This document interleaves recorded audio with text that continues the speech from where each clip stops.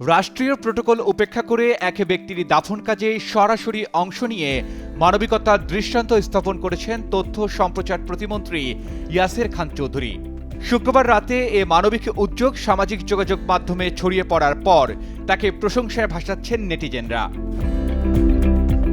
স্থানীয়রা জানান, শুক্রবার সকালে নান্দাইল পৌর এলাকার গারুয়া গ্রামের মৃত আমির হোসেনের ছেলে আজিবুল মিয়া হৃদরোগে আক্রান্ত হয়ে মারা যান। বিকেলে নিজ বাড়ির পাশেই দাফন করার প্রস্তুতি নিচ্ছিলেন পরিবার ও এলাকাবাসী। এর মধ্যে শুরু হয় টিপ টিপ বৃষ্টি। এ সময় তথ্য ও সম্প্রচার প্রতিমন্ত্রী ইয়াসের খান চৌধুরী উন্নয়নমূলক কাজের ভিত্তিফলক স্থাপন শেষে বাড়ি ফেরার সময় বিষয়টি তার নজরে আসে। তাৎক্ষণিক তিনি গাড়ি থামিয়ে দাফনে অংশ নিতে কবরে নেমে পড়েন। অন্যদের সঙ্গে তিনি নিজ হাতে মরদেহ কবরে নামান। প্রতিমন্ত্রী সড়ক দিয়ে যাওয়ার সময় দাফন কাজ দেখে কাউকে কিছু না বলে কোনো প্রোটোকল ছাড়াই দাফন কার্যে অংশ নেওয়ার বিষয়টি উপস্থিত সবাইকে অবাক করেছে।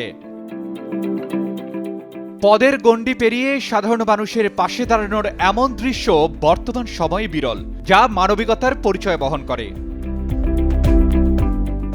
Arman Ali, Daily Sun.